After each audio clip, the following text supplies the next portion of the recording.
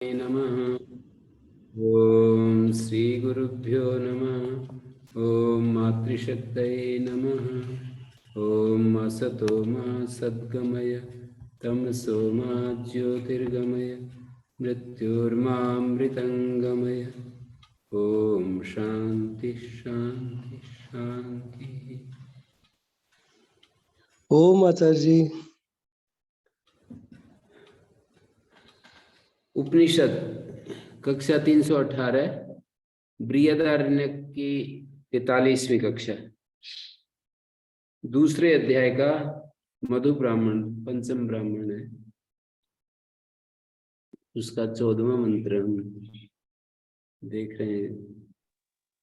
दूसरे अध्याय के पंचम ब्राह्मण। ओम आचार्य जी। हाँ जी बोलिए। हाँ, मैं अपने साथियों से सभी से गुरु स्तुति भी करते हैं, बहुत से मंत्र पढ़ते हैं, हम भी थोड़ा साथियों से विचार विमर्श करते हैं। मैं ये बताना चाहता नहीं, सभी को अनुभव है जी इसके लिए गलती कि आपका पठन पाठन जो है अगर हम सुनते रहेंगे तो ऐसा उपनिषद में ही सभी दर्शनों का, सभी वेदों का ज्ञान प्राप्त हो जाएगा। क्योंकि ऐसा हम महसूस करते हैं कि उपनिषद में दर्शन भी आ जाते हैं। पठन पाठन की प्रक्रिया ही आपकी ऐसी है, क्योंकि हमने पहले भी देखा, जैसे व्याकरण पढ़ाते थे, प्रथमावृत्ति में ही आधा महाभाष्य आ जाता, द्वितीयावृत्ति में पूरा ही हो जाता। तो इस पठन पाठन के लिए मैं सभी साथियों की तरफ से भी और उस तरह भी मैं वास्तव में बड़ा एकदम से आनंदित हूँ, अच्छा लगता है। ये तो हो सकता है। हाँ जी, बिल्कुल है जी, क्योंकि दर्शन के साथ साथ उपनिषद चलती हैं, उपनिषदों के साथ दर्शन भी चलता है, कभी वेद के मंत्र भी आप बताते हो सभी, यानी कि दर्शन, उपनिषद, स्मृति और श्रुति सभी अगर सुनते रहेंगे तो हाँ, हमें अगर उनको हृदय पटल पर रख लें या नोट कर लें तो ये है। तो ये 15वां मंत्र 14वें मंत्र में हमने ये देखा था कि अयम आत्मा सर्वेषां भूतानां मधु आत्मना सर्वाणि भूतानि मधु यश्चायम् अस्मिन् आत्मनि तेजोमयो अमृतमय पुरुष यश्चायम् आत्मा तेजोमयो अमृतमय पुरुष। 13वें मंत्र तक तो कुछ अलग ढंग से बोलते जा रहे थे कि इदम मानुषम सर्वेषां भूतानां मधु अस्य मानुष सर्वाणि भूतानि मधु यश्चायम् अस्मिन् मानुषे तेजोमयो अमृतमय पुरुषो यश्चायम् अध्यात्मम् मानुषः तेजोमयो अमृतमय पुरुष अयमेव स योऽयम् आत्मा इदम अमृतम इदम ब्रह्म इदम सर्वम। ये जो मानुष है, मनुष्य जाति, मानुष आदि जातिरपि सर्वेषां भूतानां मधु। मानुषम मनी, ये जो मनुष्य जाति है ये सभी भूतों का मधु है। 13वें मंत्र का और 14वें का थोड़ा सा जो कहने का जो ढंग है उसमें थोड़ा सा भेद है, उसी को मैं पॉइंट आउट करना चाह रहा हूँ आपके सामने, उस भेद को दर्शाना चाह रहा हूँ कि वहां का इदम मानुषम सर्वेषां भूतानां मधु अस्य मानुष सर्वाणि भूतानि मधु यश्चायम् अस्मिन् मानुषे, इस मानुष में जो तेजोमय अमृतमय पुरुष है और जो अध्यात्म शरीर में जो यश्चायम् अध्यात्म मानुष तेजोमय अमृतमय पुरुष अयमेव स योऽयम् आत्मा। अब इसमें देखिए आप, अयम आत्मा सर्वेषां भूतानां मधु, ये जो आत्मा है सभी भूतों का मधु है। अस्य आत्मना सर्वाणि भूतानि मधु, इस आत्मा के सब भूत मधु हैं। अयम आत्मा मानी जो कार्यकरण संघात है, मानुष आदि जाति विशिष्ट है, वह यह शरीर कार्यकरण संघात सर्वेषां भूतानां मधु अस्य आत्मना सर्वाणि भूतानि मधु, इस आत्मा के सब भूत मधु हैं। यश्चायम् अस्मिन् आत्मनि तेजोमयो अमृतमय पुरुष यश्चायम आत्मा। अब ये यहाँ पर जो ये आत्मनि तेजोमय अमृतमय पुरुष है, यश्चायम आत्मा, वहां तो हर बार यश्चायम अध्यात्मम कह करके मानुष उसी को दोहराते थे। तेजोमय अमृतमय पुरुष अयमेव स योयम आत्मा, अयमेव स योयम आत्मा इदम अमृतम इदम सर्वम।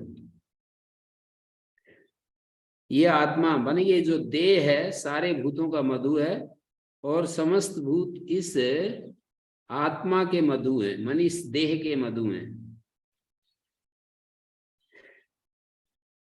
और इस आत्मा में मन इस देह में जो तेजोमय अमृतमय पुरुष है, और जो ये आत्मा तेजोमय आत्मा मानी यहाँ पर जो ये विज्ञानमय पुरुष है, तेजोमय अमृतमय पुरुष है, जो कि यह आत्मा है। अयम आत्मा अयमेव स योयम आत्मा इदम अमृतम इदम ब्रह्म इदम सर्वम।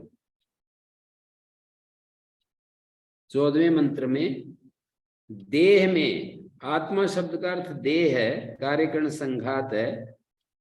ये शरीर सभी भूतों का मधु है, और इस शरीर के सब भूत मधु हैं। यस्याम अस्मिन आत्मनि, इस देह में जो तेजोमय अमृतमय पुरुष है देह में, और जो स्वयं ये विज्ञानमय पुरुष है, यस्याम आत्मा तेजोमय अमृतमय पुरुष स अयमेव स योयम आत्मा इदम अमृतम इदम ब्रह्म इदम सर्वम। फिर 15वें मंत्र में आप देखिए, स व अयम आत्मा, वह यह आत्मा समस्त भूतों का अधिपति, सर्वेषाम भूतानाम अधिपति।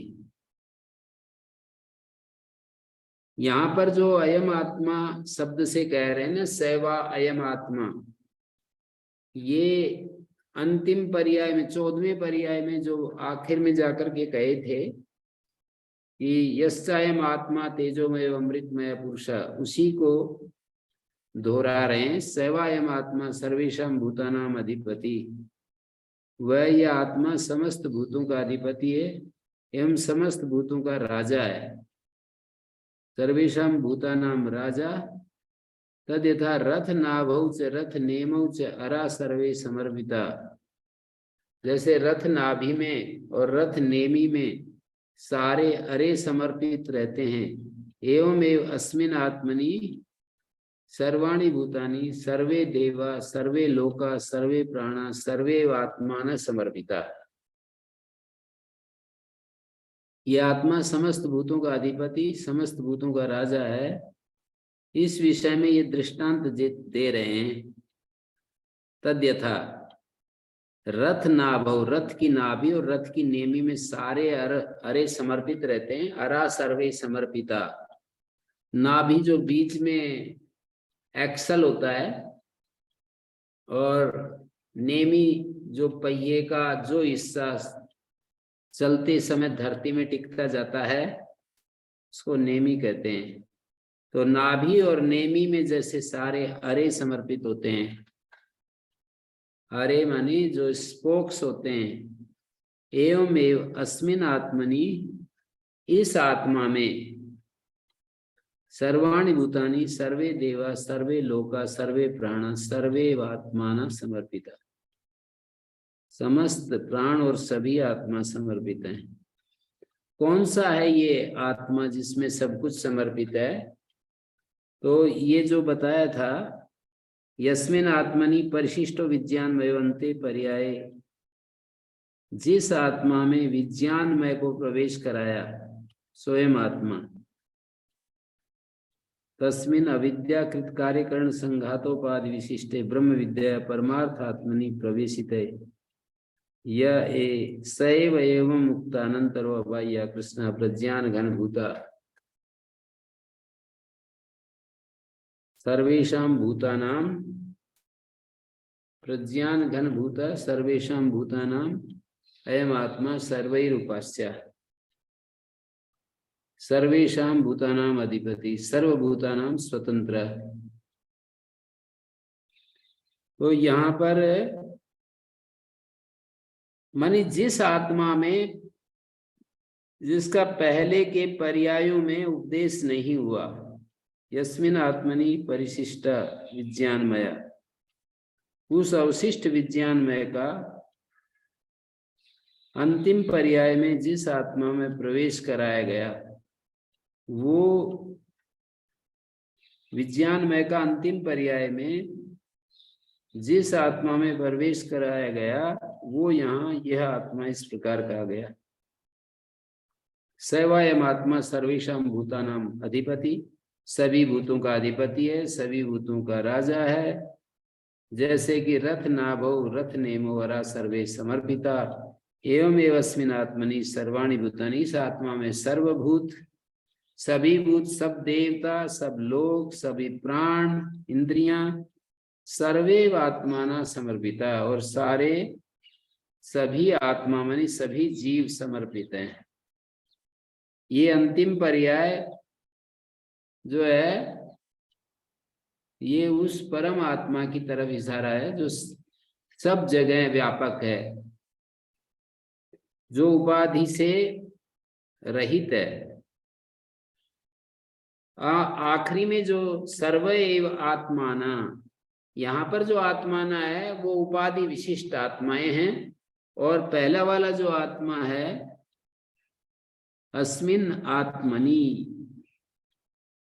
सवयान सर्वेषां भूतानां अधिपति सर्वेषां भूतानां राजा, तथा रथ नाभो रथ नेमो अरा सर्वे समर्पिता, एवं अस्मिन् आत्मनि, इस आत्मा में सारे भूत, सारे देव, सारे लोग, सारे प्राण, प्राण मानी इंद्रियां, और सभी आत्माएं समर्पित हैं। सोपाधिक आत्मा उस निरुपाधिक आत्मा में समर्पित है।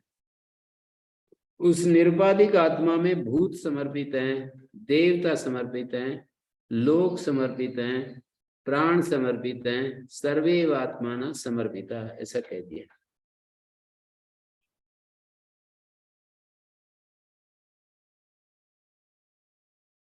तो सर्वा अयम आत्मा सर्वेषां भूतानां अधिपति सर्वेषां भूतानां राजा, तथा रथ नाभौ रथ नेमौ वरा सर्वे समर्पिता। ऐसे ही इस आत्मा में सब कुछ समर्पित दिखा दिया, कुछ नाम ले दिए, इसका मतलब केवल यही समर्पित है ऐसा नहीं, ये परिगणन नहीं होता है, उदाहरण मात्र होता है। ये परिगणन है या उदाहरण मात्र है, ये दो बात पूछी जाती है। तो आप इसको परिगणन ना समझें, उदाहरण मात्र समझें। परिगणन का मतलब जितने गिना दिए उसके अलावा और कुछ नहीं। उदाहरण मात्र का मतलब जितने गिनाए हैं वो केवल उदाहरण हैं, और भी जितनी चीजें हैं सब कुछ। तो इस आत्मा में सब कुछ समर्पित है। जो गिना दिए वो तो है ही, जो नहीं गिनाए हैं वो सब कुछ समर्पित है उस आत्मा में।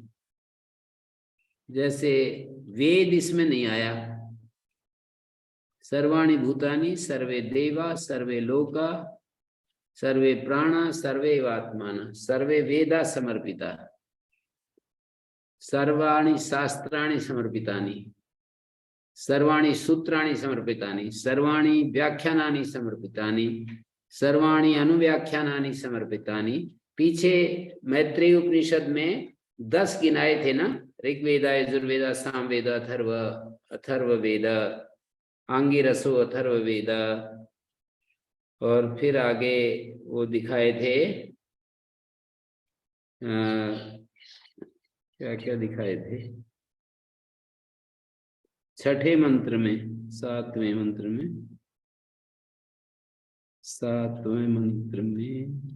7, 8, 9, 10वें मंत्र में बताया था कि यथा आर्द्र एधाग्नेरभ्याहितात, जैसे जिस प्रकार जिसका ईंधन गीला ऐसे आधान किए हुए अग्नि से, अभ्याहितात पृथक धूमा विनिश्चरंती, पृथक धुआं निकलता है। ये मैत्रेय इसी प्रकार ऋग्वेद यजुर्वेद सामवेद अथर्वांगी रश्मनि, अथर्ववेद इतिहास पुराण विद्या उपनिषद श्लोक सूत्र मंत्र विवरण और अर्थवाद, ये सब महत भूत के ही निश्वास हैं।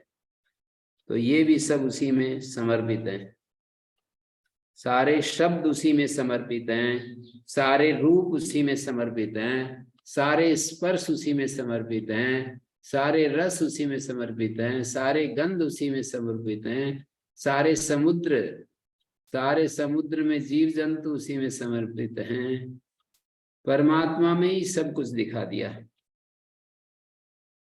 इस पृथ्वी पर जलचर, थलचर, नभचर जो प्राणीगण है सब उसी में समर्पित हैं। सर्वे आत्मा न समर्पिता, सोपाधिक आत्मा जितने भी हैं सब समर्पित हैं। विज्ञान में जिनको कहते हैं, विज्ञान में शब्द से जिनको कहा जाता है उसको आत्माना शब्द से, बहुवचनांत आत्माना शब्द से कहा है। और पिछले पर्याय में जो ये 15वें मंत्र में नहीं 14वें मंत्र में जो ये कहा, अयम आत्मा सर्वेषां भूतानां मधु, यहाँ पर आत्मा शब्द से शरीर लिया।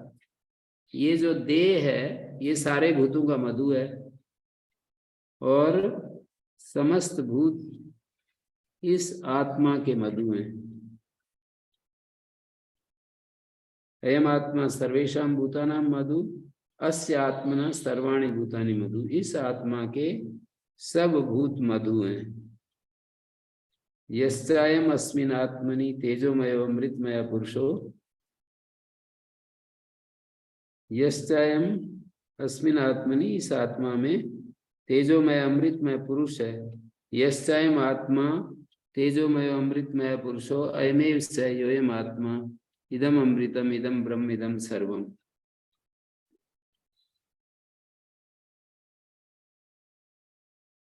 तो यहाँ पर जो ये दूसरी पंक्ति में कहा ना, ये देह सब भूतों का मधु है।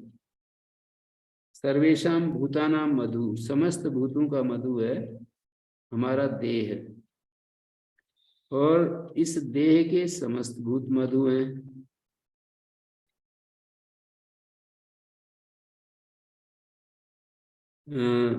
कार्यकरण संघाता स अयम आत्मा इत्युच्यते।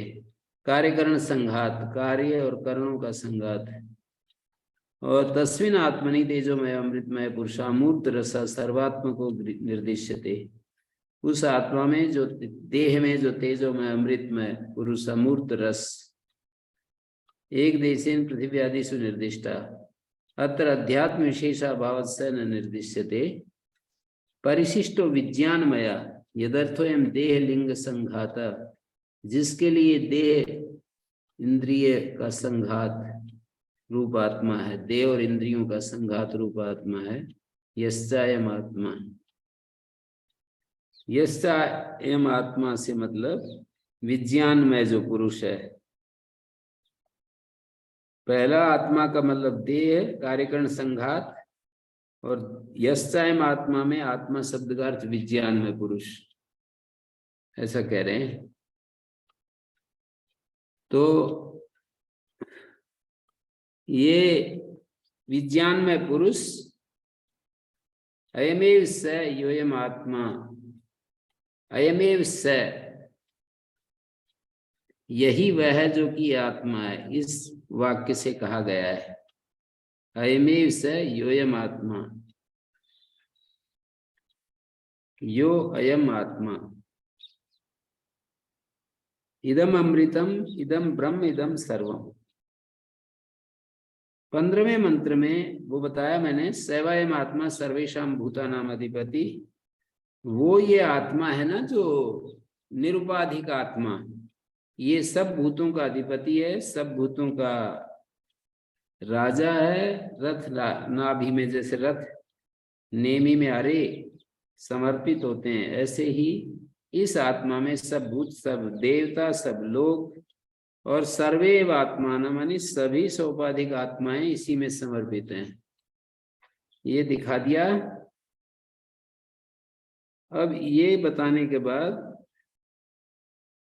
मानी सर्वैव आत्मा, जल चंद्र जैसे सारे आत्मा जल में चंद्रमा जैसे प्रतिबिंबित होता है, ऐसे ही प्रति शरीर अनुप्रवेशिनो अविद्या कल्पिता, प्रत्येक शरीर में अनुप्रवेशी अविद्या कल्पित, सर्वम जगत अस्मिन समर्पितम, सारा जगत ही इसमें समर्पित है।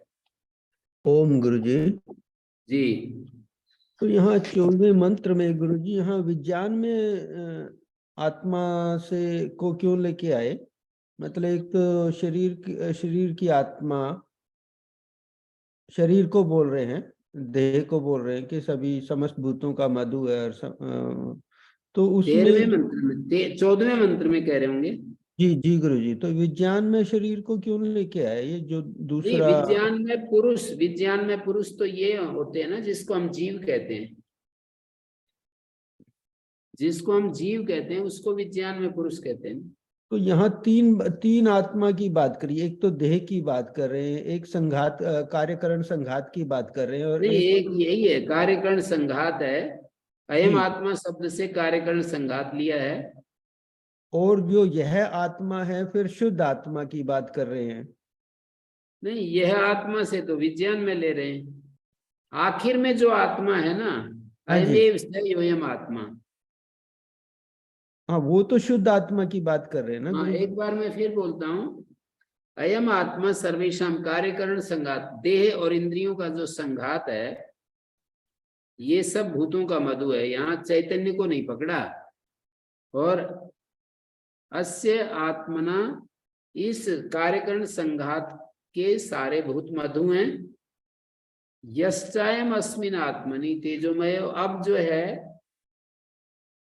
अब यहाँ पर इस आत्मा में मान इस देह में जो तेजोमय अमृतमय पुरुष है, देह के अंदर, देह में रमा हुआ जो देह में जो तेजोमय अमृतमय पुरुष है, और फिर कहा यश्चायम आत्मा, जो तेजोमय पुरुष, जो यस्तायम आत्मा तेजोमय अमृतमय, अयम आत्मा से यहाँ पर विज्ञान में जो जीव जिसको कहते हैं उसको विज्ञान में कहा जाता है कर्ता भोक्ता। ये जो कर्ता भोक्ता के रूप में विज्ञान में पुरुष है, यस्तायम आत्मा विज्ञानमय तेजोमय अमृतमय पुरुष, अयमेव स योऽयम् आत्मा। माने कार्यकरण संघात में जो तेजोमय अमृतमय पुरुष पूछेगो, आप पूछेंगे कि ये कौन है, तो ये तो पहले से ही पहले पर्याय में सारे मधु ब्राह्मण में गिनाते चले आ रहे हैं ना, कि जैसे ये जल है, जल में जो तेजोमय अमृतमय पुरुष है, हर चीज में चैतन्य तो होता ही है ना। पहले विश्लेषण में उसको अलग से पकड़ करके दिखाया कि ये जो शरीर है, और फिर उस शरीर में जो तेजोमय अमृतमय पुरुष है, शरीर में जो चैतन्य है, शरीर बिना चैतन्य के तो कोई भी चीज नहीं है। जैसे पत्थर है, इसमें भी चैतन्य है। तो ये जो आत्मा है मानी कार्यकरण संघात है, ये सब भूतों का मधु है, और इस आत्मा के सब भूत मधु हैं। और इस आत्मा में मानी इस देह में जो तेजोमय अमृतमय पुरुष है, और जो ये विज्ञानमय पुरुष है, ये जीव के रूप में जो कर्ता भोक्ता, ये जो हमारे देह में तेजोमय अमृतमय पुरुष है ना, ये कर्ता भोक्ता नहीं है।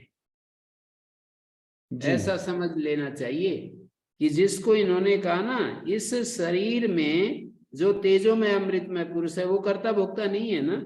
जैसे ऊपर वाले पर्यायों में भी इदम मानुषम सर्वेशम भूतानाम मधु, ये मानुष सब भूतों का मधु है, और इस मानुष के सब भूत मधु हैं। यश्चायम अस्मिन मानुषे, और इस मानुष में, मनुष्य जाति में जो तेजोमय अमृतमय पुरुष है, यश्चायम अध्यात्मम मानुषः, और जो इस शरीर में मानुष जाति है, शरीर में अध्यात्मम माने इस शरीर में मानुष तेजोमय अमृतमय पुरुष है, यही वह है जो कि यह आत्मा है।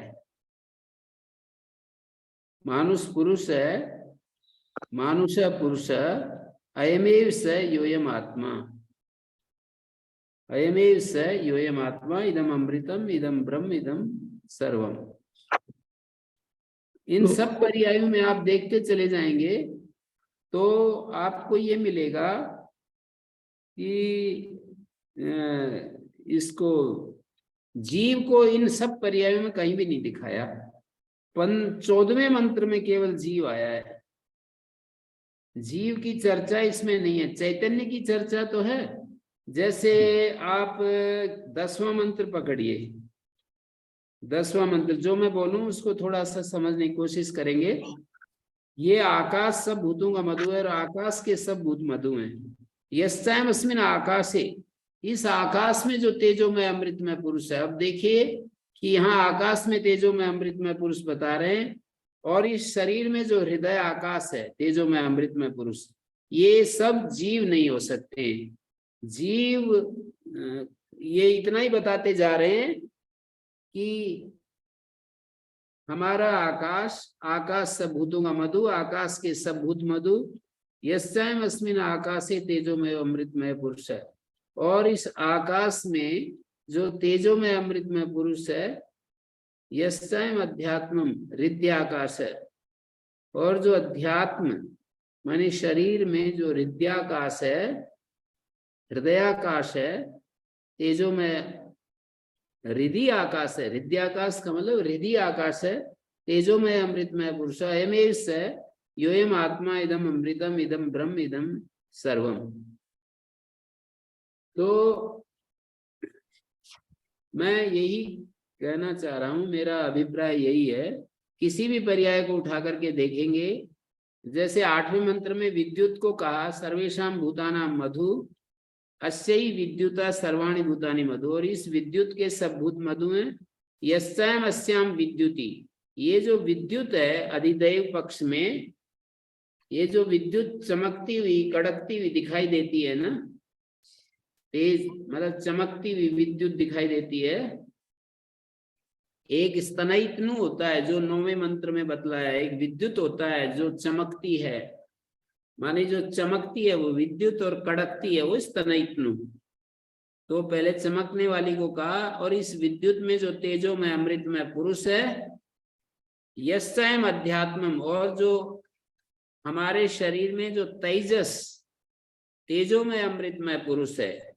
तेजस का मतलब हमारे त्वचा में जो तेज होता है, त्वचा के तेज में रहने वाला जो तेजस पुरुष है, त्वचा के तेज में रहने वाला जो तेजस पुरुष अध्यात्म है, वो फिर ये हर पर्याय में दिखाते हैं कि अयमेव स योयम आत्मा।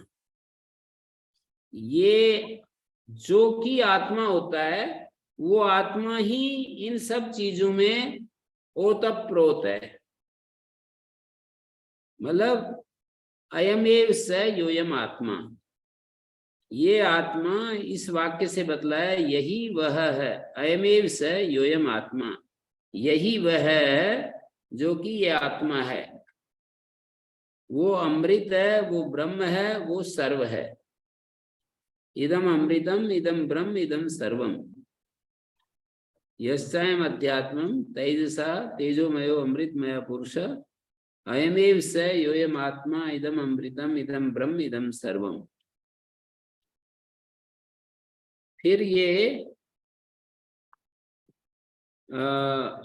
9वें मंत्र में अयम स्तनयित्नु सर्वेषां भूतानां मधु, ये स्तनयित्नु है सब भूतों का मधु, और इस स्तनयित्नु के सब भूत मधु। यस्याम अस्मिन् स्तनयित्नौ, ये जो कड़कने वाली विद्युत है उसमें जो तेजोमय अमृतमय पुरुष है, और इस शरीर में जो शाब्द सौवरा शब्द में होने वाला स्वर विशेष तो भवती, स्वर विशेष में जो होता है हमारे स्वर, जो स्वर संबंधी जो हमारा स्वरूप होता है ना, जो गले में स्वर निकलता है, तेजोमय अमृतमय पुरुष अयमेव स। हर पर्याय में तो ये बोल रहे हैं अयमेव स योयम आत्मा, परमात्मा की उपस्थिति इस वाक्य से बता रहे हैं। परमात्मा की अयमेव स योयम आत्मा मानी जो तेजोमय अमृत पुरुष है, ये कौन सा है? अयमेव स योयम आत्मा,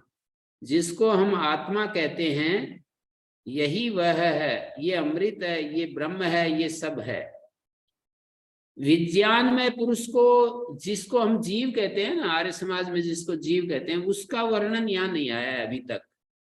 वो तो सर्वे आत्माना समर्पिता 15वें मंत्र में ही आया है। ये क्या था, 14वें मंत्र में यश्चयम आत्मा शब्द से जो कहा है वही विज्ञान में जीव के रूप में प्रस्तुत हुआ है।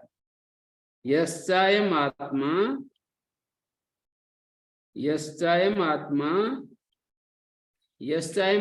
तेजोमय अमृतमय पुरुष। भाष्यकार ने यस्तु परिशिष्टो विज्ञानमय यदर्थोयम देहलिंग संघाता, जिसके लिए ये देहलिंग संघात आत्मा है, स यश्चयम आत्मा इत्युच्यते। मानी यश्चयम आत्मा तेजोमय अमृतमय विज्ञानमय पुरुष, जिसके लिए देहलिंग संघात होता है, अयमेव स योयम आत्मा इदम अमृत। यही वह है जो कि आत्मा सर्वव्यापक आत्मा है। हर पर्याय में उसको इस पंक्ति में कहा अयमेव स योयम आत्मा इदम अमृतम इदम ब्रह्म इदम सर्वम। और 15वें मंत्र में सवायम आत्मा, मानी वो ये आत्मा सब भूतों का मधु है और सब भूत इस आत्मा के मधु हैं। नहीं, 15वें मंत्र में कहा स्वयं आत्मा सब भूतों का राजा अधिपति है।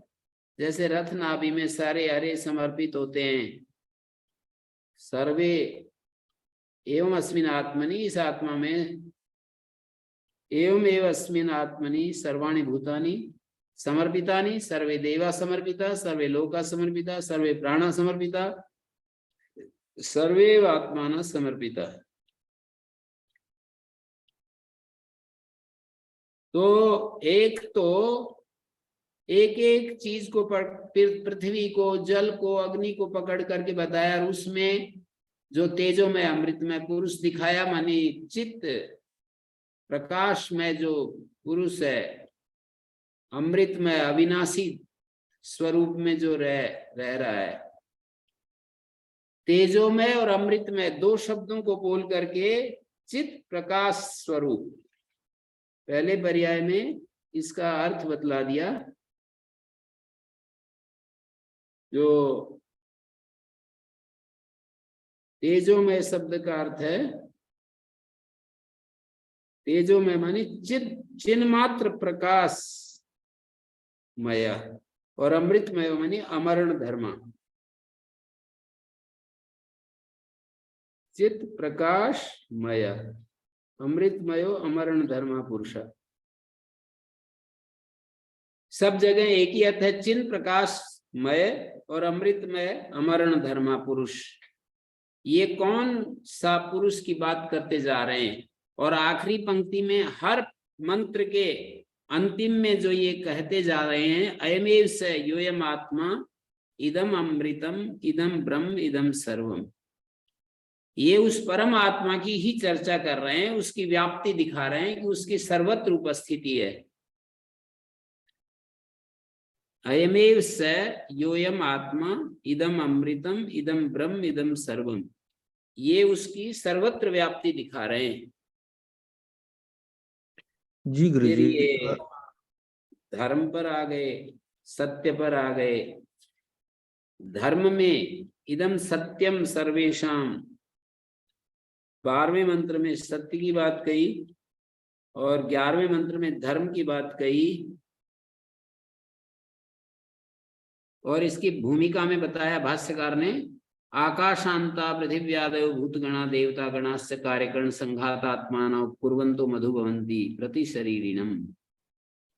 पृथ्वी से लेकर आकाश पर्यंत भूतगण और देह इंद्रिय संघात रूप देवगण उपकार करने के कारण प्रत्येक देहधारी के लिए मधु होते हैं। देवगण, देह इंद्रिय संघात रूप देवगण और आकाश पर्यंत भूतगण उपकार करने के कारण उपकुर्वन्तो मधु भवन्ति, प्रत्येक देहधारी के लिए मधु होते हैं। जब अब जिसके द्वारा प्रेरित होते हुए वे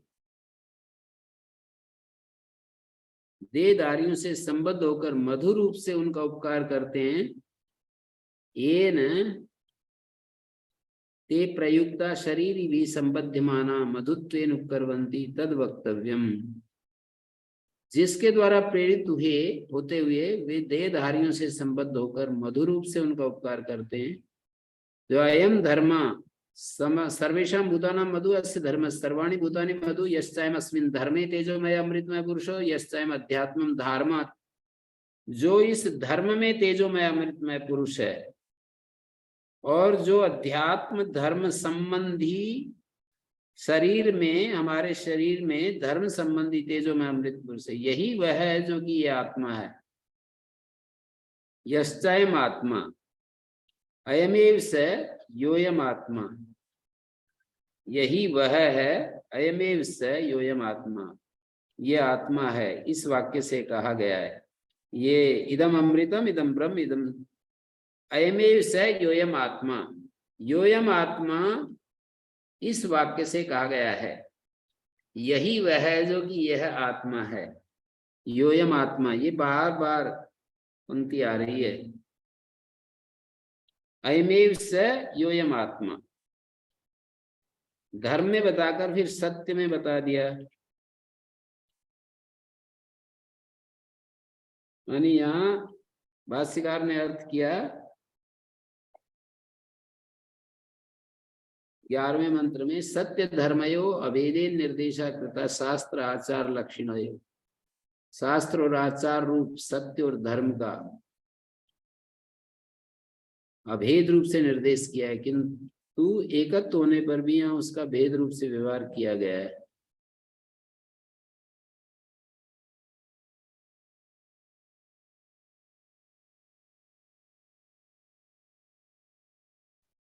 नाम गुरुजी। हाँ जी, गुरुजी, ये जो उदाहरण भाष्यकार दे रहे हैं कि रथ की नाभि और रथ की नेवी में सारे समर्पित हैं, फिर बोल रहे हैं कि सारा जगत इसी में समर्पित है, इसका अभिप्राय जो बता रहे हैं वो ये रथ की नाभि और रथ की नेमी का उदाहरण थोड़ा समझ में नहीं आ रहा गुरुजी। रथ की नाभि, एक साइकिल आप देखिए जी, साइकिल को पकड़िए तो एक सिरा तो वो जो चक्का होता है ना, चक्का, हाँ जी, गोल चक्का होता है। एक ताड़ियां जो होती हैं, ताड़ियां, वो उसमें पहिए के उस हिस्से में जुड़ी रहती हैं जो नीचे जमीन के साथ सटा हुआ होता है। पूरा घूमता है तो जमीन पर चलता जाता है, और ताड़ियां एक उसमें जाकर के जुड़ी हुई होती हैं जो पहिए के भीतर, जो एक्सल बोलते हैं ना, एक्सल के साथ, तो एक्सल को नाभि कह रहे हैं, और जमीन में जो टिकता है उसको नेमी कह रहे हैं। उन ताड़ियों को आप देखेंगे तो साफ साफ पता लगेगा ना, साइकिल की ताड़ियों को। फिर ये 15वें मंत्र में परमात्मा की तरफ ले जा रहे हैं कि सब कुछ, सारा जगत उसी में समर्पित है, सब कुछ परमात्मा में है, ऐसा कह दिया है जी। 15वें मंत्र में जी, सर्वे आत्माना, जीव भी उसी में समर्पित हैं। जी, सवयम आत्मा सर्वेषां भूताना, वो आत्मा जो सवयम आत्मा, अयम आत्मा, ये जो है सभी भूतों का अधिपति है, सब भूतों का राजा है, और इसी आत्मा में सारे भूत, सारे देव, सारे लोग, सारे प्राण, सर्वे आत्मा ना, सारे विज्ञान में जो जीव हैं वो उसमें समर्पित हैं। आत्माना शब्द का अर्थ है सर्वे जीवा तस्मिन् समर्पिता।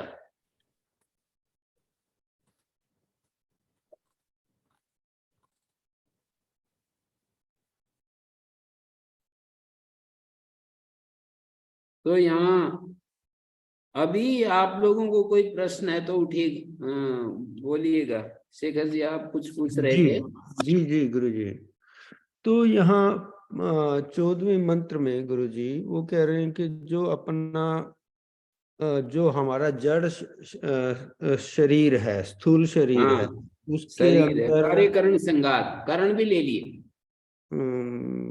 जी, कार्यकरण संघात, इसकी भूमिका देखिए। यस्तु कार्यकरण संघातो मानुषादि जाति विशिष्टा स अयम आत्मा। देह इंद्रिय संघात है ना, अयम आत्मा का मतलब देह इंद्रिय संघात। देह इंद्रिय संघात, ठीक है गुरु जी। नो बट इंद्रियों में मन नहीं आ रहा ना गुरु जी यहाँ। वो तो आई मीन जब हम विज्ञान में दूसरी आत्मा की बात कर रहे हैं, वहां पे आप जीव कर्ता भोक्ता। बाह्य इंद्रियां और शरीर ले लो, चलो ठीक है। हाँ, यहाँ पे बाह्य इंद्रिय और शरीर पहले उसमें वैसे अंत में 14वें मंत्र के अंत में जो ये दिया है ना, यश्चयम आत्मा तेजोमय अमृतमय पुरुषा, जिसके लिए ये देह इंद्रियों का संघात है, वहां पर इंद्रिय शब्द से लिंग शरीर भी ले रहे हैं, मतलब स्थूल और सूक्ष्म का जो संघात है दोनों को ले रहे हैं। पर दोनों को लेते हुए और फिर आखिरी में जो अमृतमय पुरुष, यश्चायम आत्मा तेजोमय अमृतमय, ये जीव को लिए कह दिया है। आप लिंग शरीर, देह मानी तो स्थूल शरीर है, और इंद्रिय मानी सूक्ष्म शरीर का संघात। तो ऐसे मान लीजिए, यहाँ पे देह और इंद्रिय का संघात मानी स्थूल और सूक्ष्म शरीर का संघात। तो इसमें चेतन तत्व 3 जगह किया हुआ है ना गुरु जी। पहले तो एक स्थूल शरीर में, स्थूल शरीर और इंद्रिय संघात दोनों को इकट्ठा करके हम देख सकते हैं अयम आत्मा। जी जी, यह तो उसमें तो जो अमृत तत्व की बात कर रहे हैं, और फिर कर्ता भोक्ता जीव और या आप कह रहे हैं कि विज्ञान में विज्ञान, पुरुष कर्ता भोक्ता होता है। हाँ विज्ञान में आत्मा, हम्म, ये वही है जो इस मतलब इसमें अमृत पुरुष वही है जो जो आत्मा है, जो ब्रह्म हाँ, है। ये तो सभी जगह कह रहे हैं, अयमेव स योयम आत्मा इदम अमृतम इदम ब्रह्म इदम सर्वम। मानी जो भी है वो एक पर ही जाकर समाप्त हो रहे हैं ना, परिसमाप्त हो रहे हैं, अलग अलग नहीं, घुमा घुमा करके यही कह रहे हैं कि वो एक ही है। अयमेव स योयम आत्मा, और इदम अमृतम इदम ब्रह्म इदम सर्वम। जी गुरु जी। तीन तो कहते यहाँ हुए पे, भी एकत्व दिखा देते हैं ना। जी जी जी, तो गुरु जी यहाँ जीव के साथ तो मतलब यहाँ हमारा शरीर जुड़ा हुआ अविद्या के कारण हमें, मतलब हम आनंद में ब्रह्म है उसकी अनुभूति नहीं होती। और जो जो जड़ शरीर में जो स्थूल और इंद्रियों का संघात है, या पत्थर में, उसमें उसमें अंतःकरण तो है नहीं गुरु जी। तो उस वहां क्यों नहीं आनंद में आत्मा मतलब आत्मा का आनंद क्यों नहीं अनुभव होता? और मुक्ति में जो आत्मा है जहाँ पे अंतःकरण नहीं है, उसमें उसमें क्या डिफरेंस हुआ? जो जड़ तत्व में जो अमृतम, जो तेजो में अमृत में पुरुष की बात कर रहे हैं, हमारे जीवात्मा के साथ तो हमारा अंतःकरण जुड़ा हुआ है, अविद्या के कारण हमें कुछ की आनंद में की अनुभूति नहीं होती, आनंद की। लेकिन जब हम मतलब पत्थर में, देह शरीर में बात कर रहे हैं उसी तेजो में की, या मुक्ति में जो तेजो में मुक्ति में जो आत्मा है, शुद्ध आत्मा है, उसमें उसमें कहाँ फर्क है गुरु जी? नहीं, ऐसा है ना, जैसे आप मेरा प्रश्न समझे गुरु जी? मैं क्या कहना मैं पूछ रहा हूँ, शायद मैं मतलब क्लियर। आप ये पूछ रहे हैं कि जो हमारा जीव है उसको तो आनंद का अनुभव होता है, नहीं और जीव, ये नहीं जीव जैसे को मैं कह रहा हूँ, मैं कह रहा हूँ पृथ्वी के अंदर जो तेजोमय अमृतमय पुरुष है उसको आनंदानुभव तो नहीं होता है। उसको नहीं, जीव में तो हम क्योंकि अंतःकरण से जुड़े हुए हैं अविद्या के कारण, वो आनंद अनुभव तब होता है जब वो अविद्या हट जाती है, या फिर दो तरह का आनंद होता है ना, एक तो मूल आनंद और एक जन्य आनंद। जी जी तो जन्य आनंद तो होता ही रहता है हमारे को अनुभव, जब जी जब जी हम अनुकूल परिस्थिति में से गुजरते हैं। पर जो विषय निरपेक्ष जो आनंद है उसका अनुभव तो हमें अंतःकरण में भी उपस्थित आत्मा का नहीं होता है। जब तक हाँ, अविद्या नहीं हटेगी। वो तो मैं मान गया गुरुजी। तो अब मैं आता हूँ जो तेजो में अमृत में पुरुष जड़ शरीर में है या पहले मंत्र को ले लो। ये पृथ्वी सब भूतों का मधु है, इस पृथ्वी के सब भूत मधु हैं, और इस पृथ्वी में जो तेजोमय अमृतमय पुरुष है, और हमारे शरीर में जो शारीर तेजोमय पृथ्वी अंश, हमारे शरीर में जो पृथ्वी अंश को लेकर के, पृथ्वी अंश में होने वाला शरीरे भवा शारीरा, पृथ्वी अंश में होने वाला जो तेजोमय अमृतमय पुरुष है। तो अब आप क्या प्रश्न करेंगे? पृथ्वी में जो तेजोमय अमृतमय पुरुष है, इसको क्यों आनंद की अनुभव नहीं होता? हाँ, उसमें और मुक्त आत्मा में क्या फर्क है गुरुजी? नहीं, मुक्त आत्मा पूछ रहे हैं, पृथ्वी में जो तेजोमय अमृतमय वो पुरुष एक ही तो है गुरुजी। एक तो है, पर इसमें आपका प्रश्न, ये पहला मंत्र कोई आप सामने रखकर एक कोई स्पष्ट कर लेंगे तो फिर सारा ही हो जाएगा ना। जी पहला मंत्र निकाल लीजिए, आपकी पुस्तक में शायद 580 पेज पर होगा।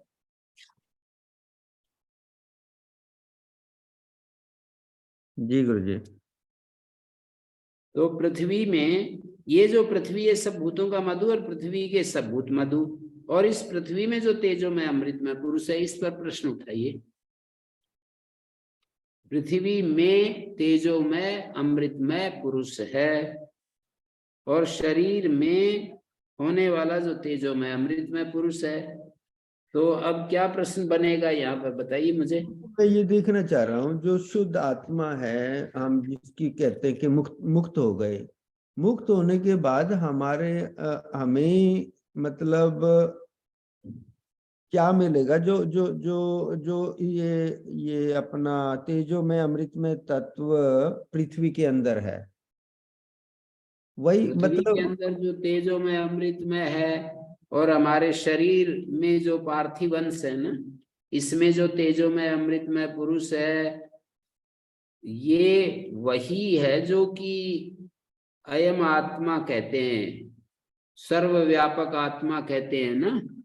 जी अयम आत्मा, अयमेव स योयम आत्मा, जिसको हम आत्मा कहते हैं ना, सर्वत्र व्यापक आत्मा, वो आत्मा ही पृथ्वी में तेजोमय अमृतमय पुरुष है। वही आत्मा हमारे पार्थिव शरीर में तेजोमय अमृतमय पुरुष है। और ये पहले मुझे बिल्कुल एकदम स्पष्ट इसका संकेत मिल रहा है। आप प्रश्न करेंगे, मैं सही बिल्कुल सटीक उत्तर दूंगा। आप प्रश्न कीजिए केवल, जी गुरुजी। मैं तो बहुत विश्वास के साथ बोल रहा हूँ। आप प्रश्न कीजिए, एकदम उत्तर दूंगा एग्जैक्ट। जी जी, मेरा यही, मैं इसको सिंपल, मैं अपने आप को क्लियर नहीं कर सका गुरुजी। जो हम कहते हैं आत्मा आनंद में है, नहीं, एक आत्मा ऐसा मानिए सर्वव्यापक है, सच्चित और आनंद है। हाँ अनृत से, जड़ से और दुख से मुक्त है। जी जी आनंद का मतलब दुख मुक्त, चित्त का मतलब जड़ से रहित, और सत का मतलब जो त्रिकाला बाध्य है, सदा रहने वाला है। सत चित आनंद, सदा रहने वाले को सत कहते हैं। जो जड़ से रहित है, मानी पर प्रकाश नहीं है, स्व प्रकाश है, ज्ञान स्वरूप है, उसको चित कहते हैं। और जो आनंद स्वरूप है, दुख मुक्त है, उसको आनंद कहते हैं। तो ये कहना चाह रहे हैं कि पृथ्वी में जो, पृथ्वी तो सब भूतों का मधु है, पृथ्वी के सब भूत मधु है, ये तो एक स्टेटमेंट हुआ। परस्पर जी आपस में एक दूसरे के लिए मधु बने हुए हैं। मधु माने उपकारक बने हुए हैं। एक उपकारक है तो दूसरा उपकारी है, दूसरा उपकारक है तो वो पहला वाला उपकारी हो जाता है। जो पहले उपकारक था वो अब उपकार्य हो गया दूसरे की दृष्टि से। ये इतना कहने के बाद बोले, इस पृथ्वी में जो तेजोमय अमृतमय पुरुष है, और हमारे शरीर के पार्थिव अंश में जो तेजोमय अमृतमय पुरुष है, पृथ्वी में और हमारे शरीर के पिंड में और ब्रह्मांड में जो तेजोमय अमृतमय पुरुष है, वो कौन है? बोले वही है जिसको हम अमृत कहते हैं, ब्रह्म कहते हैं, इदम सर्वम, सब कुछ वही कहते हैं।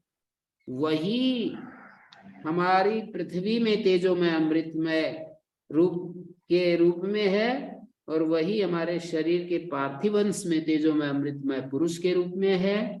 वही जो सर्वत्र फैला हुआ है वही हमारे इस शरीर में और वही हमारे इस पृथ्वी में तेजोमय अमृतमय पुरुष के रूप में। जी गुरुजी, आपने कह दिया ना आनंद, आनंद मतलब दुख मुक्त, तो वही वहीं से मेरा प्रश्न समाप्त हो गया गुरुजी। तो हम वो आनंद को दुख मुक्त के साथ आगे की अवस्था सोच रहा था। तो मेरा वही था कि भाई जब हम जीव बन जाते हैं तो दुख से युक्त हो जाते हैं, नहीं तो फिर आनंद में या दुख रहित रहते हैं, ऐसा ही ना, ऐसा ही कहेंगे ना गुरुजी? जी, और वो आनंद दो तरह का है, एक जन्य आनंद और एक स्वरूप आनंद। ज्ञान भी दो तरह का है ना, एक जन्य ज्ञान और एक स्वरूप ज्ञान। और सत भी एक स्वभावतः सत है और एक किसी विषय सापेक्ष सत होता है। जैसे घट पट इनको है करके बोलते हैं ना हम, कि घट है, पट है, वृक्ष है, गाय है, खंबा है करके जिसके साथ समानाधिकरण बोलते हैं, ह करके जिसको हम बताते हैं वो सत होता है। और ज्ञान रूप में विषय के सापेक्ष कि इसको मैं यह वृक्ष को मैं जान रहा हूं और खंबे को जान रहा हूं, लाइट को जान रहा हूं, गाय को मैं जान रहा हूं, ये ज्ञान है। और मैं बड़ा सुख महसूस कर रहा हूं अपने अनुकूल स्थिति से, हमारे सम्मान होता है तो मैं बड़ा सुखी हूं। मैं जब व्यापार में सफल होता हूं तो बड़ा सुखी अनुभव करता हूं। प्रिय मोद प्रमोद जिसको कहते हैं ना, जिसको प्रिय लगता है, मोद होता है, प्रमोद होता है, एक तो वो आनंद और एक इन जन्य आनंद से अलग स्वरूप आनंद होता है। तो यहां पर इन्होंने ये कहा कि अयमेव स योयम आत्मा इदम अमृतम इदम ब्रह्म इदम सर्वम। अयमेव स कहकर के इन दो को एक बता दिया ना। पहले तो बताया पृथ्वी में जो तेजोमय अमृतमय पुरुष है और शरीर में जो शारीर हमारे पार्थिव अंश में जो तेजोमय अमृतमय पुरुष है, पार्थिव अंश में, शरीर में, शरीर का मतलब यहाँ पार्थिव अंश, शरीर के पंच भौतिक शरीर को भी शरीर कहते हैं और उसका एक पृथ्वी भाग, पृथ्वी अंश भी शरीर है। तो इस शरीर में जो तेजोमय अमृतमय पुरुष है, अयमेव स योयम आत्मा, यही वह है जो कि आत्मा है, ये अमृत है, ये ब्रह्म है, ये सब है। तो ये अयमेव स योयम आत्मा, इस पंक्ति से ये संकेत जा रहा है कि जो ये दो पर्यायों में बताया ना कि पृथ्वी में जो तेजोमय अमृतमय पुरुष, हमारे शरीर के पार्थिव अंश में जो अमृतमय पुरुष में, इन दोनों को फिर कह दिया ये वही है जो कि आत्मा कहा जाता है। ये यही वह है जो कि ये आत्मा है ना, यह आत्मा यश्चायम अयमेव स योयम आत्मा, जो आत्मा है वो यही है। ये फिर उसकी विशेषता बतला दी, ये अमृत है, ये ब्रह्म है, ये सब कुछ है। तो हो गया ना, मतलब सर्वत्र व्यापक जो ब्रह्म है वही एक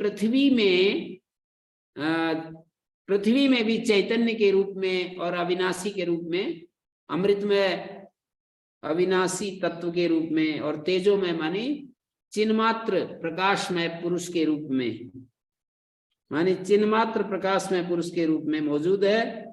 और अयमेव स योयम आत्मा, और ये वही है जिसको आत्मा कहते हैं, ये अमृत है, ये ब्रह्म है। अब हर पर्याय में आप देखते जाइए कि जैसे जलों को पकड़कर कहा भूतों के जल मधु हैं और जलों के सब भूत मधु हैं, और जो ये जलों में तेजोमय अमृतमय पुरुष है, और हमारे शरीर में जो रेतस तत्व है ना, रेतस शुक्र वीर्य, उसमें जो तेजोमय अमृतमय पुरुष है, अयमेव स योयम आत्मा, इसमें वही है जो कि सर्वत्र व्यापक ब्रह्म है।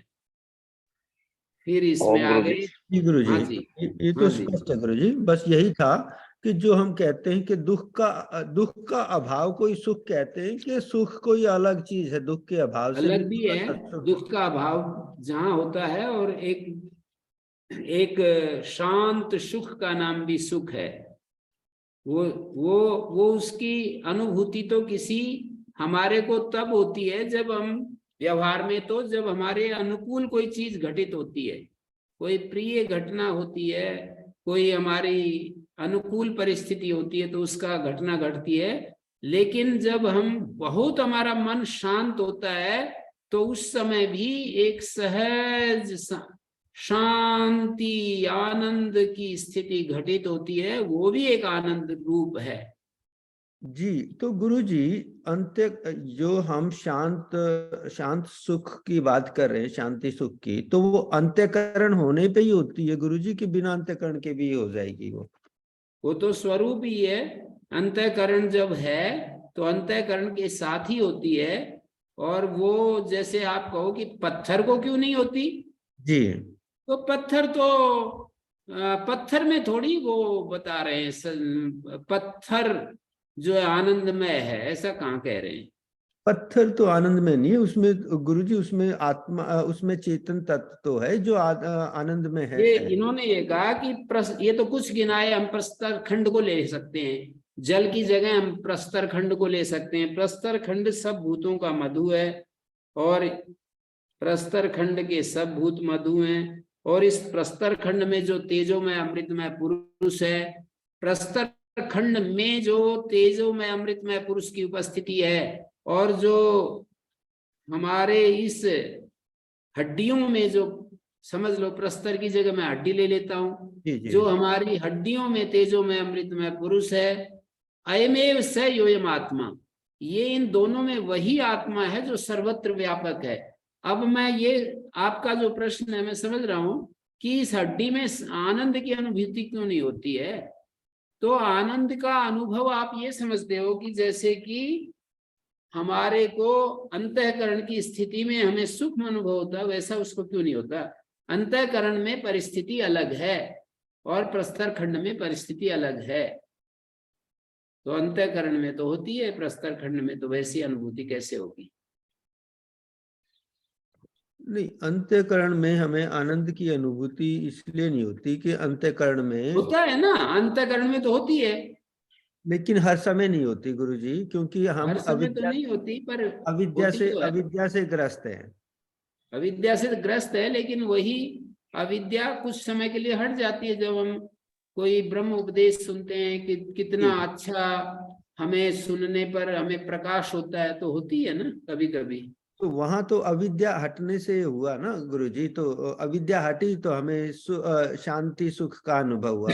मैं यही कह रहा हूँ कि पत्थर के अंदर, जल के अंदर तो अविद्या अंतःकरण है नहीं, अविद्या वाला अविद्या रूपी अंतःकरण नहीं है। प्रस्तर तो स्वयं अविद्या रूप है, प्रस्तर है ही अविद्या के सिवा, और क्या चीज है वो। जी, प्रस्तर या जल या पृथ्वी या कोई भी चीज, वस्तु, लोहा, गाटर, पट्टी, सभी तो अविद्या के सिवा और क्या है वो।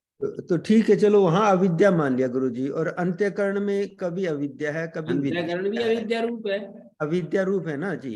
तो वहां आनंद में कौन सी जगह है, कौन सी मुक्ति वाली जगह है जहाँ पे हम उसको शांति और सुख। अंतःकरण देखो, वहां पर भी जो पदार्थ हैं वो अविद्या रूप होने में भी उनमें तारतम्य तो है ना। किसी में अविद्या का सत्व प्रधान अंश ज्यादा है, कहीं पर रजस प्रधान अंश ज्यादा है, कहीं तमस प्रधान अंश ज्यादा है। अविद्या त्रिगुणात्मिका है ना। जी, कहीं तो सत्व प्रधान अंश प्रबल है, कहीं रजस, कहीं तमस, ऐसा है। तो ये जो शांत सुख सत्व से, सत्व गुण से जो शांत सुख मिलता है उसी की बात कर रहे हैं गुरुजी, हाँ, मैं सत्व सुख, ना कि आत्मा का जो शांत स्वरूप आनंद में स्वरूप है। हाँ, आत्मा का आनंद स्वरूप की बात थोड़ी करते हैं। जब हम सुख की बात करते हैं, हमें अनुभव में सुख आता है, तो वहां सत्व का कुछ हिस्सा जुड़ा ही रहता है ना। जी जी। हाँ, ये कुछ बोल रहे थे अपने दयाराम जी। हाँ दयाराम जी कुछ कह रहे थे आप? ओम गुरु जी प्रणाम।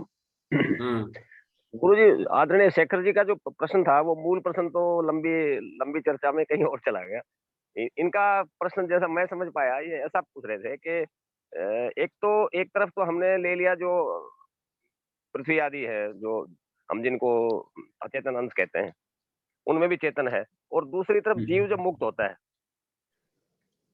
तो दोनों में आत्मा तो एक ही बता रहे हैं, लेकिन वहां तो क्योंकि हमारा जो अंतःकरण था वो अशुद्ध था, वो हट गया, तो उसको अपने आनंद, अपने स्वरूप के आनंद की प्राप्ति हो गई। जी। परंतु जो जड़ में भी ये बताया जा रहा है कि वही आत्मा है, तो फिर वहां आनंद की अनुभूति क्यों नहीं होती? नहीं, वो तो आनंद की अनुभूति तो अविद्या युक्त है ना, वो उस समय अविद्या युक्त, तो हमारा अंतःकरण भी अविद्या युक्त होता है, तब कहाँ होती है? अविद्या हटने पर होती है आनंद की अनुभूति। तो नहीं, मूल प्रश्न गुरु जी ये था कि यहाँ तो अंतःकरण है, लेकिन वहां तो अंतःकरण है नहीं, तो मुक्ति में फिर मैं जो बता रहा हूँ उसको आप ध्यान नहीं दे रहे।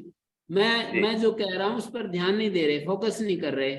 मैं कह रहा हूँ कि अविद्या के रहते हुए जो जन्य सुख है वहां भी थोड़ी देर के लिए अविद्या हट जाती है उस अनुकूल परिस्थिति में, और किसी सदुपदेश से भी अविद्या हटती है, और योग साधना से ज्ञान होने पर मैं आत्म स्वरूप हूँ, ब्रह्म स्वरूप हूँ, वहां भी अविद्या हटती है।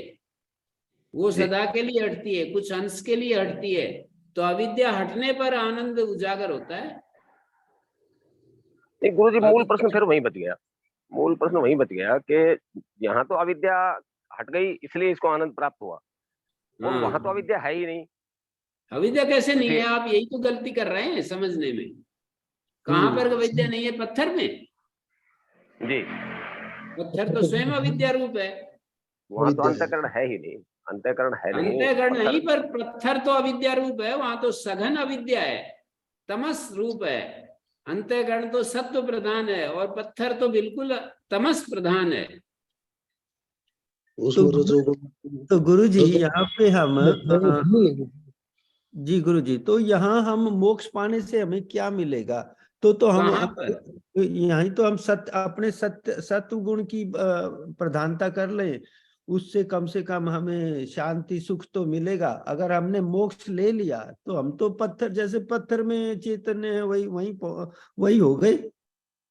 ये प्रश्न मेरा होना ना होना जरूर खत्म हो गया ना जी हमारा। तो हाँ, तो दुख तो अंत हो गया, निवृत्ति होगी, सच्चिदानंद तो बच गया। मिला तो कुछ भी हमें नहीं। मिलने की जो यही तो वहां पर बतलाया क्या, छांदोग उपनिषद में इंद्र विरोचन, इंद्र और प्रजापति के संवाद में, कि ये तो कुछ मिला नहीं है, वो तो आपने सत्य काम, सत्य संकल्प और अपहत पापमा, ऐसा आत्मा अपहत पापमा, विमृत्यु विशोका विजरा विजिगित्सा पिपासत्य काम, सत्य संकल्प 8 गुणों से युक्त बताया था आत्मा को। अपहत पापमा है, तो उस स्थिति में जाकर के सर्वांश लोकान आपनोति सर्वांश कामान, तो कहते हैं प्रजापति उसका, इंद्र का हित नहीं देख रहे हैं इसमें कि उसको उसकी सारी कामनाएं पूरी हो जाएं। वो तो उसको प्रेरित करने के लिए कि तुम शांत हो जाओगे, तुम एक बार आओ तो सही, दिखा देंगे आपको। उसको प्रेरणा देने के लिए, प्ररोचना के लिए, उसको ब्रह्म विद्या की प्रशंसा करने के लिए उन्होंने वो वाक्य बोले थे। प्रजापति साफ साफ देखता है कि इंद्र का हित किस चीज में है। इंद्र का इसमें हित नहीं है कि वो एक्साइटेड रहे सब हम हमेशा, और फिर थक जाए, एकदम से उदास हो जाए, एक बार एक्साइटेड हो, एक बार उदास हो जाए, एक बार एक्साइटेड हो, एक बार उदास हो जाए। उसमें कोई हित थोड़ी देख रहा है प्रजापति। अंग्रेजी का शब्द एक्साइटमेंट आप समझ सकते हैं। कोई भी उत्तेजनात्मक सुख जो होते हैं उनको, उनसे परिचय है हमारा लोगों का दुनियादारी में जो रहते हैं। तो इंद्र का प्रजापति उसमें हित नहीं देख रहे हैं। प्रजापति इस बात में हित देख रहे हैं कि उसकी सारी समस्याओं का अंत हो जाए, समाधान हो जाए, वो नित्य ब्रह्म स्वरूप हो जाए, ब्रह्म ही हो जाए। ब्रह्म ही होने का मतलब सारे दुखों का अंत, सत चित आनंद।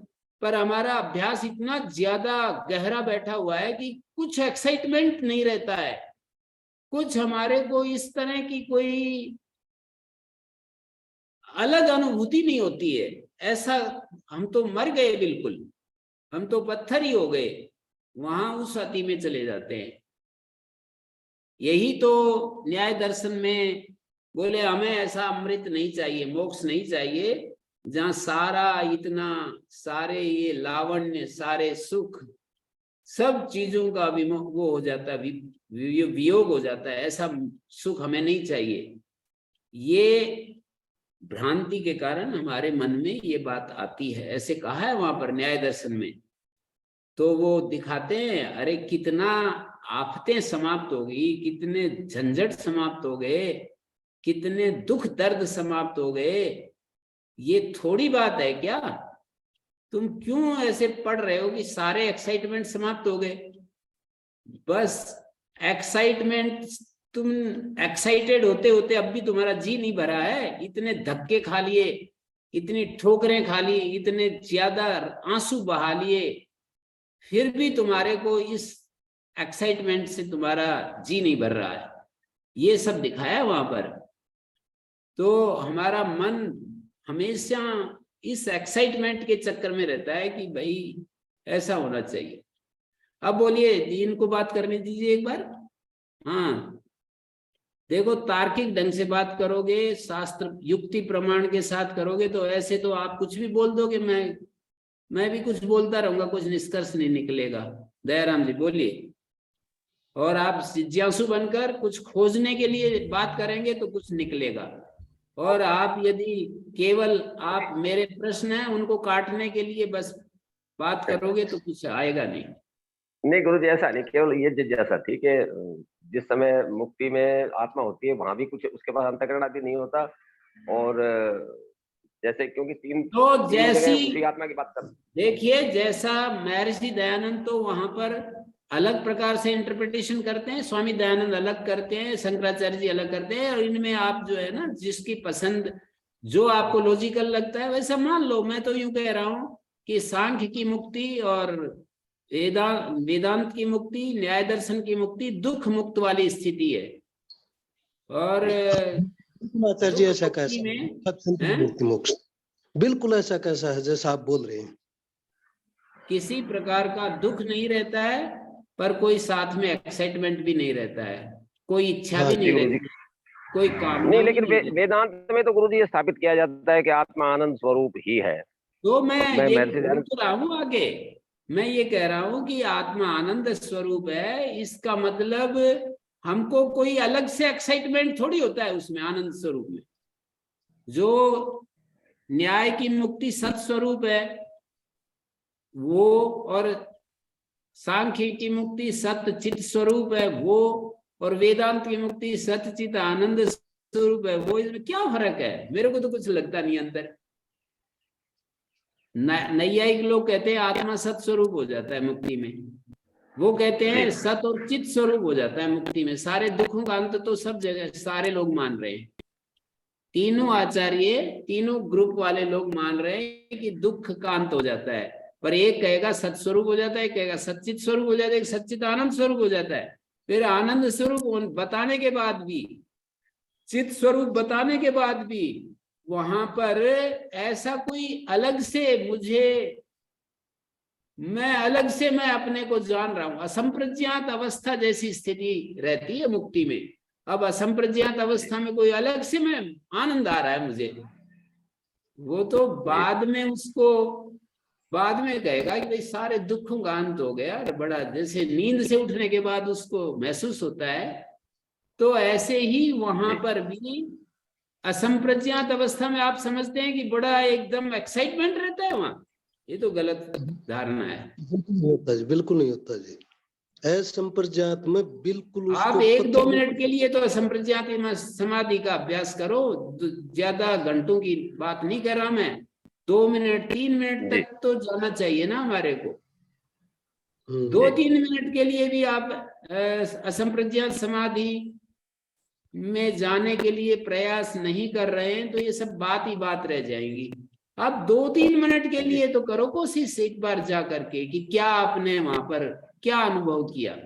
पूरा विचार रही, डीप साइलेंस, बिल्कुल जहां मैं समाप्त हो गया है, जहां अहम समाप्त हो गया है, जहां कोई कामना नहीं है, कोई भेद नहीं है, कोई नाम रूप नहीं है, जहां कोई व्यक्तित्व की इंडिविजुअलिटी नहीं है, ऐसी स्थिति में एक बार जाने की कोशिश तो करो जहां पर ये कहा है कि नान्यत पश्यति नान्यत शृणोति नान्यत विजानाति स भूमा, जहां कुछ भी नहीं जानता है, कुछ भी नहीं देखता है, कुछ भी नहीं समझता है।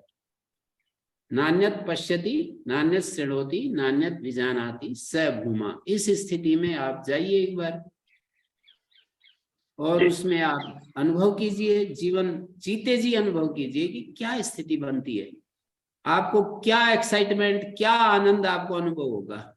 अनुभव जब तक आपको आनंद का अनुभव हो रहा है, इसका मतलब आप असंप्रज्ञात समाधि में हो नहीं जी। सीधा सा गणित है।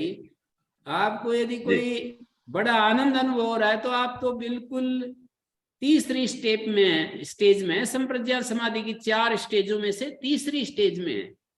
वितर्कानुगत, विचारानुगत, आनंदानुगत, अस्मितानुगत। आप अस्मितानुगत में भी नहीं पहुंचे यदि आनंद का अनुभव कर रहे हैं और ये कह रहे हैं कि बड़ा मजा आया भाई समाधि में, तो इसका मतलब आप संप्रज्ञात समाधि की तीसरी स्टेज में है, चौथी भी नहीं मिली है अभी जी। संप्रज्ञात समाधि का जो क्लाइमैक्स है अस्मिता मात्र, अस्मि मात्र का अनुभव होना, उसके बाद वो भी नहीं अनुभव होता है। नास्मि नैमे ना हम, ना तो मेरा कुछ बचता है, ना मैं कुछ बचता है, ना अस्मि भी बचता है, तीनों ही चीजें जहां खत्म हो जाती हैं। नास्मि नैमे ना हम, ऐसा विशुद्धम ज्ञानम उत्पद्यते, ऐसा विशुद्ध ज्ञान उत्पन्न होता है, ऐसा कहते हैं। तो ओम गुरुजी, तो जैसे मैंने मुक्ति ले ली, अब मेरा पार्थिव शरीर ही रह गया, माँ की तो मैं और तो उस तरह पत्थर में और मेरे में क्या फर्क हुआ गुरुजी? यही तो तर्क देते हैं वो तार्किक लोग, यही तर्क देते हैं, क्या क्या मुक्ति का करूंगा, पत्थर जैसा बन जाते हैं। जी जी, न्याय दर्शन में खूब पढ़ा है हमने। हाँ मैंने पढ़ा गुरुजी। मुक्ति में मिथ्या ज्ञान होता है तो क्या क्या विचार आता है, ऐसे वहां पर दिखाया है स्वयं वात्स्यायन ने कि मुक्ति में जब विचार आता है तो क्या क्या स्थिति बनती है। तो दिखाया है कि जब ऐसा कहेगा कि अरे सारे सुख छिन जाते हैं, सारा सौंदर्य हाथ से चला जाता है, सारे एक्साइटमेंट चले जाते हैं, ऐसा मोक्ष क्या करूंगा मैं। और तद अत्यंत विमोक्षोपवर्ग का जो सूत्र है ना, उस सूत्र के भाष्य में कितना जोर लगाकर इस बात को सिद्ध किया है कि सुख नहीं होता है मुक्ति में, सुख नहीं होता है मुक्ति में। और मैंने ये बात बताई, अरे भाई कोई तार्किकों का मुक्ति का स्वरूप भी किसी ने पसंद किया तो इस दुनिया में उसको कहीं पर भी सुख फीका पड़ जाएगा। फिर मतलब ऐसी मुक्ति को भी जो चाहता है तो दुनिया के सुखों को क्या करेगा वो। फिर जहां पर कुछ नहीं मिलना फिर भी मुझे मुक्ति चाहिए, दुनिया नहीं चाहिए, ऐसा वैराग्य जिसके मन में आ गया ना, वो मुक्ति के अधिकारी है। इसलिए तो कहते हैं कि भाई अरबों खरबों में से 740 करोड़ लोगों में से कोई बिरला ही मुक्ति के लिए प्रयास करता है। इसलिए कहते हैं ये बात। अभी आजकल की आबादी 740 करोड़ है, 740 करोड़ में से कोई बिरला ही मुक्ति के लिए प्रयास कर रहा है।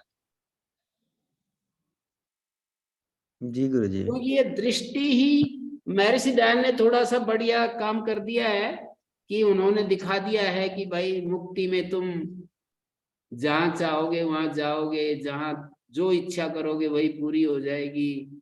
तो इसलिए बढ़िया लगती है वो मुक्ति, एकदम आनंद उसके लिए प्रेरित हो जाता है व्यक्ति। अगर इस दुनिया के छोड़ो, ऐसी मुक्ति मिलेगी कि कभी सूर्य लोक में चले जाएंगे, कभी चंद्र लोक में चले जाएंगे, कभी सिद्धों से बात करेंगे, कभी ज्ञानियों से चर्चा करेंगे, और कभी सारे संसार के दृश्यों को निहारेंगे, और अबाधित गति हो जाएगी। सर्वेषु लोकेषु कामचारो भवति, सर्वांश्च लोकान आपनोति सर्वांश्च कामान।